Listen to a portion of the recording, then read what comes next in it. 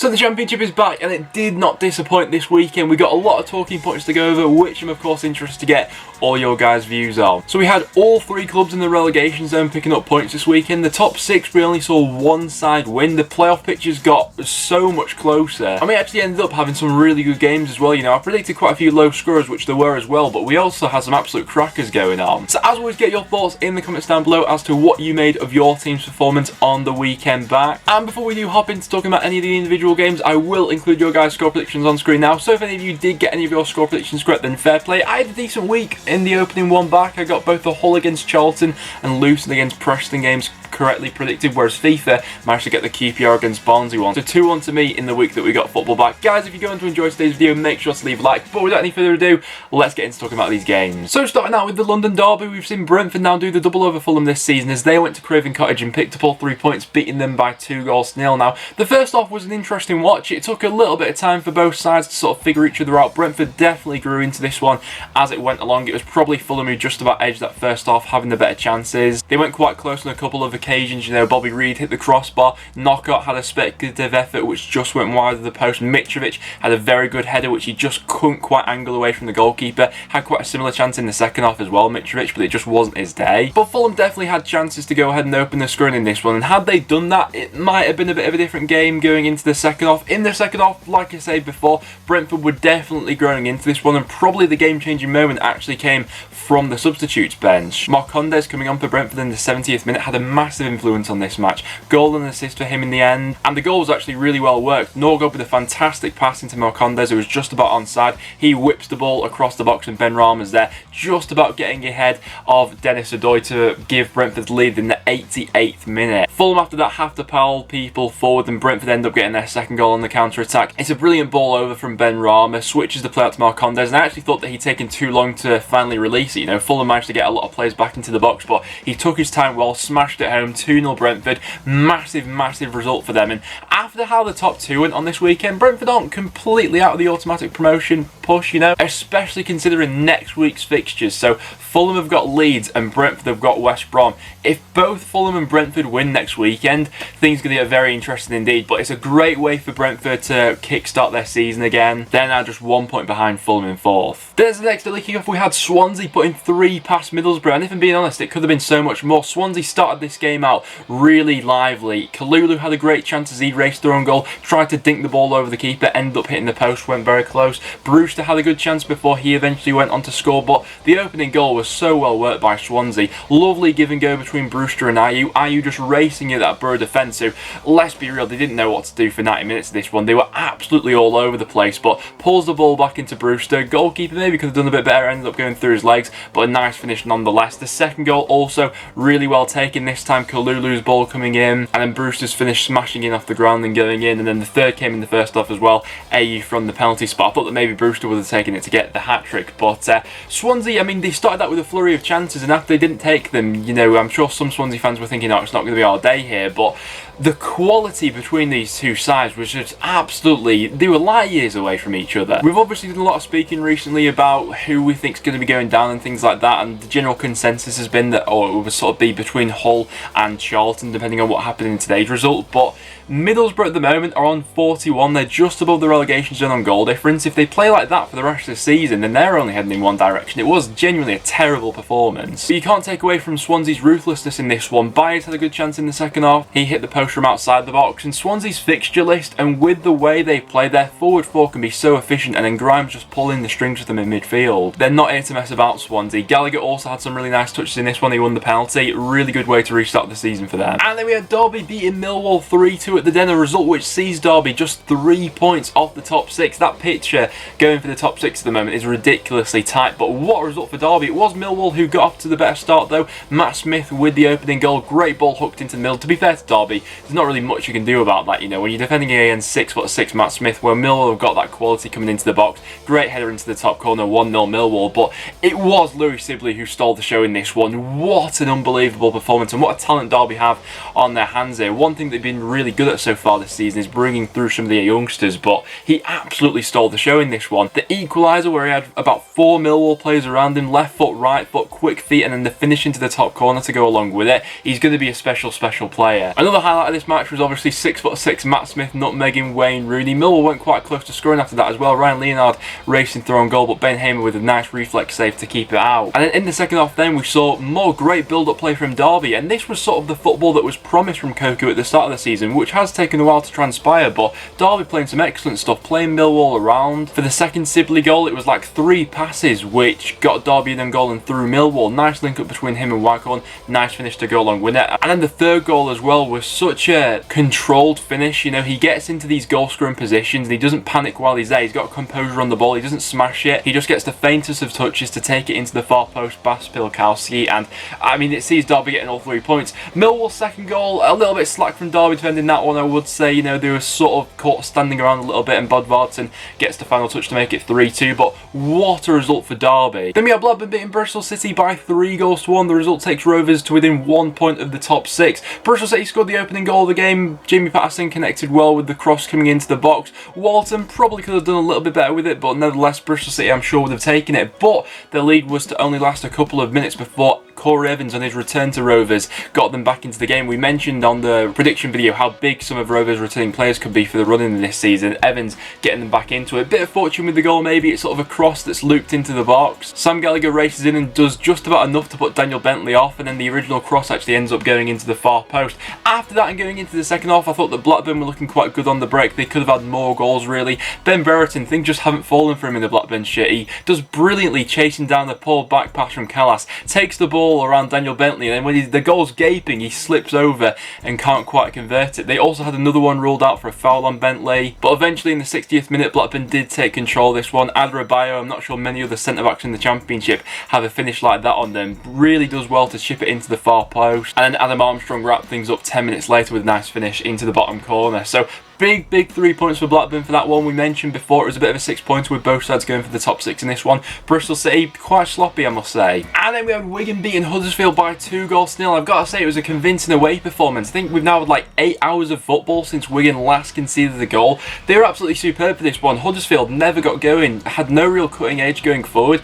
They saw a lot of the ball but did very little with it. After 20 minutes Wigan were already threatening. Pilkington had a great chance but he could only fire straight at Lossell. In the end, it was a really nice goal to take the lead for Wigan. It was Kiefer Moore who found himself out on the right wing. Nice ball into the box. The ball took a bit of a deflection, and then Jamal Lowe with such a casual finish with his chest into the top corner. Brilliantly taken goal. Jamal Lowe seems to be someone who has really grown in confidence since the start of the season for Wigan, and that confidence continued into the second half. It was then Jamal Lowe with the assist for the second goal, and oh my god, Anthony Pilkington, it was absolutely filthy. He roulettes his way past about 3 Huddersfield defenders and then just pokes the ball into the far corner. It was absolutely, oh, what an unbelievable finish it was. But for the rest of the game, Wigan were assured for it, and they had a couple of other chances as well. Dowell went close. We also saw Robinson back in defence for Wigan. He had a really good game. Overall, brilliant 3 points for Wigan. Huddersfield never got going. And then we saw Charlton leaving the cake on with all 3 points. I fancied this one to be a 1-0. In the end, it was Charlton who got that goal. What a massive 3 points that could be. Takes them all the way up to 19th in the table, but leaves Hull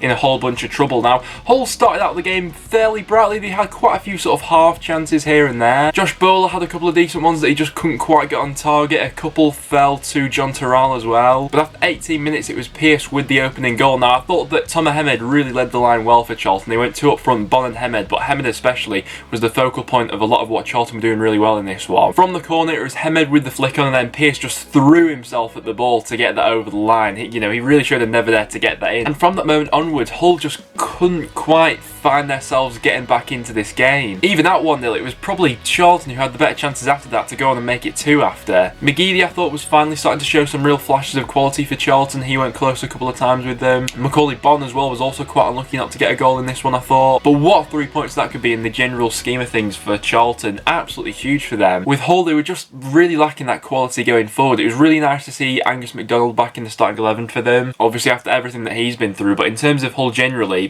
they've got some big games coming up now after that. Next up we then had Luton 1, Preston North End 1. Now I called this one as well, but after the way the match went, I was really disappointed that we dropped points in this one. I thought that for the majority of the game, I'd say like 80-85 minutes, Preston were in pretty much complete control for this one. We were working Luton about well, and although we were sort of having some nice passages of play in the first half, we didn't really have too many clear-cut chances. The best chance falling to Maguire after a deflected shot from Paul Gallagher fell his way, tried to chip the ball over the keeper, just couldn't quite get the connection on it. But the second half, eventually we did break through. Scott Sinclair with a real moment of quality in the match, really nicely taken goal out from the wing, finishes it well into the bottom corner. From that point onwards though, the difference between say Preston this weekend and someone like Swansea who put 3 past Borough, we just don't have that same clinical ability that we did at the start of the season and that we saw Swansea have this weekend. After that first goal, you can never really see North End getting another, although we continue to play well. You know, Ben Pearson had one rocket that went over the crossbar, but then we introduced David Nugent on, and we continued to play the ball around well, but we just weren't, you could tell that second goal wasn't going to come. DJ I thought played really well for this one. I thought he was dictating things really well in midfield, had some really nice touches, and you could tell that Preston were the fitter of the two sides. You know, after about 70 or so minutes, you could really tell that Luton were really starting to breathe heavily and couldn't quite keep up the same intensity that they started the match out with. But what changed the match for Luton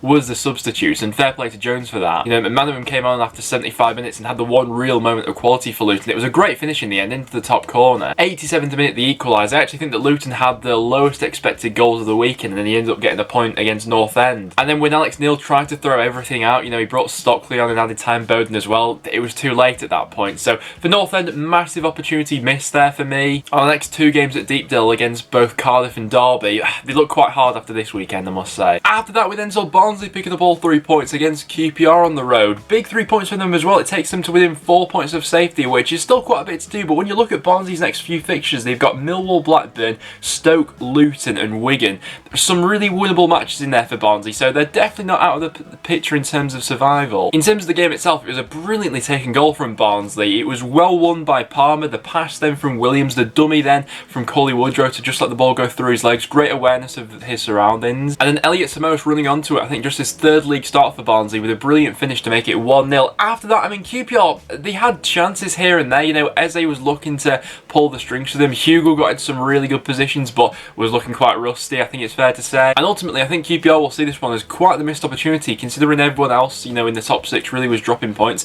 Great opportunity for them to bridge the gap, but they just wouldn't stick for them going forward. Barnsley, massive 3 points. Then we had Reading against Stoke playing out a 1-1 draw. Reading probably finding this one a bit frustrated in the end. They took the lead after 7 minutes. Nice link-up play between Yaku Mete and Lucas Jow, someone who I mentioned previously, who I fancy to have quite a flourish to this season for Reading. Really is a quality striker if he manages to stay fit for the remaining matches. But after Reading had that lead, they had several opportunities to make it 2, and they'll be kicking themselves that they didn't go ahead and do that in the end. You know, second half, John Swift was really unlucky. He hit the crossbar with a free kick, and they opened up Stoke on a couple of occasions. Stoke did look a little bit lackadaisical at the back sometimes, but they were just about hanging in there, and they themselves had their fair share of chances. You know, Tommins had a good one in the first half, which Raphael saved well. Campbell hit the post in the second half, went very close, but they did leave things incredibly late in the end, equalising in the 92nd minute. The goal coming from a corner, it was headed back across goal, and then Nick Powell with a diving header in the 92nd minute. And I mean, given all the other results at the bottom of the Championship this weekend, that point come the end of the season for Stoke could end up being absolutely vital. Decent point on the road for Stoke. Reading will be left frustrated. Next up, we did have Wednesday drawing 1-1 with Forest. Wednesday before the break, I wasn't sure what to expect from them in this one. They weren't on a particularly great run of form, but I thought they actually played some decent football in this one. They were tinkering with a new system.